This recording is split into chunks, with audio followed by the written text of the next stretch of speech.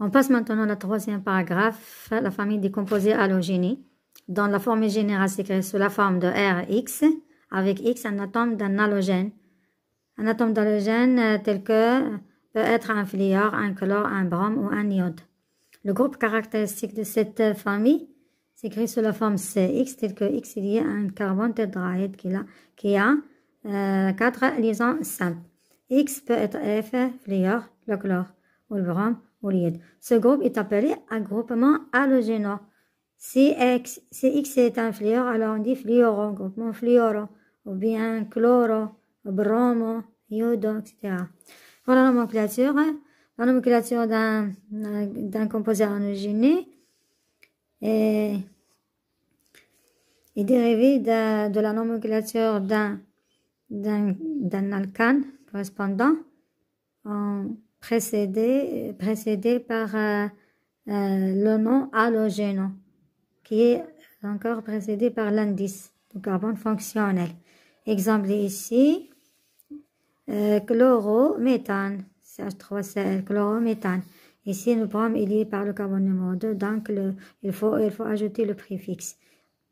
Mais dans ce cas, il s'agit d'un seul atome de carbone, donc ce n'est pas la peine d'indiquer l'indice de carbone fonctionnel. Ici, de bromopropane. Maintenant, le paragraphe numéro 4, la famille des composés carbonés, caractérisée par la fonction carbonée CO. Il y a deux familles qui portent ce groupe fonctionnel, famille des aldéhydes et famille des cétones. On va parler maintenant de la famille des aldéhydes, de groupe caractéristique COH. C'est ça la fonction carbonyle. Donc, il se trouve ici encore. Pour la nomenclature, il suffit d'ajouter au nom de l'alcane le terme al à la fin du nom de l'alcane correspondant. Exemple ici, le propanal, parce qu'il y a 3 atomes de carbone, c'est le propane. Donc, on ajoute al à la fin de nom.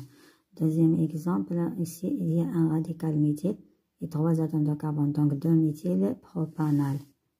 Méthylpropanal ou bien 2-méthylpropanal parce qu'il y a un seul atome de carbone au milieu de la chaîne. C'est pour cela qu'on n'a pas besoin d'ajouter l'indice ici. Troisième exemple, ici, un aldéhyde ramifié.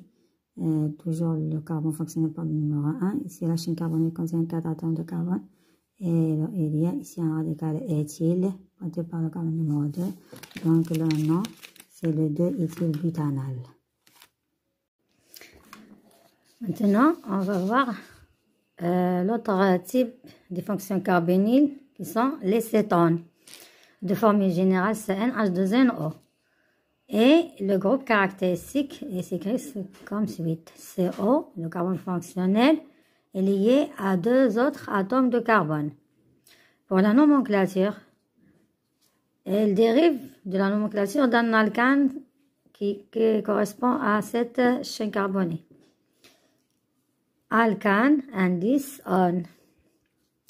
Exemple, CH3CO, CH3, c'est le propanone.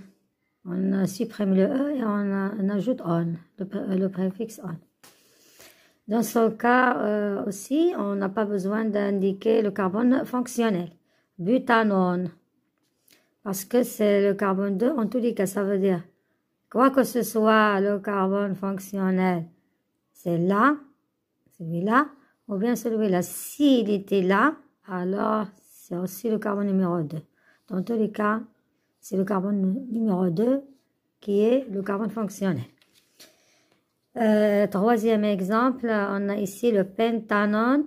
Il faut indiquer ici le carbone fonctionnel, le pentane 2-on. Donc, il faut ajouter le 2 ici. Pentane 2-on.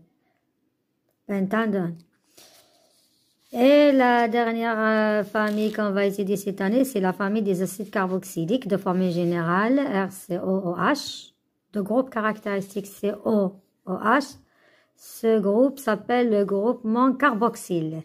Pour la nomenclature, on nomme à partir de l'alcane correspondant en ajoutant weak à la fin on ajoute weak. Cet alcane est précédé de préfixe acide, acide alcanoïque. Exemple, HCO, OH, c'est l'acide méthanoïque. Et on écrit acide méthanoïque. Acide méthanoïque. Si on a 2 atomes de carbone, alors c'est l'acide éthanoïque, CH3, ou bien propanoïque, CH2, COOH. L'acide, et on écrit acide propanoïque. Acide propanoïque. Toujours la chaîne carbonée doit être numérotée à partir du carbone fonctionnel. C'est le carbone de la fonction carboxyle qui porte le numéro 1. Merci.